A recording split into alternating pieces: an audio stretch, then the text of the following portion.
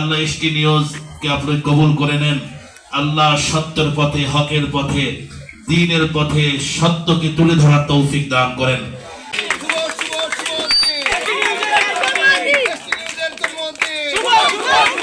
আপনারা যখন সংবাদ প্রচার করবেন সেটা 100% শিওর হয়ে প্রচার করবেন, যেহেতু আপনাদের প্রচারের উপরে নির্ভর করে তার জীবনটা। আমরা এসেছি এসটি নিউজের আজকে তাদের প্রথম প্রতিষ্ঠাবার্ষিকী। আমি এই প্রথম প্রতিষ্ঠাবার্ষিকী এসটি নিউজের তার সাফল্য কামনা করছি। আমি চাই যে এই এসটি নিউজ আরও এগিয়ে যাবে এবং তারা আপনাদের কথাই বলবে, যেন তাদের কথার বাইরে যে আপনার কাজ করতে গিয়েছে তার মৃত্যুবরণ করতে হয়েছে।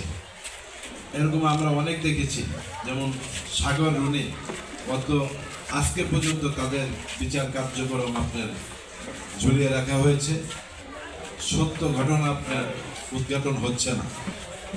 তো যাই হোক, বিগত দিনের সরকারের কথা বললে আপনার শেষ হবে না।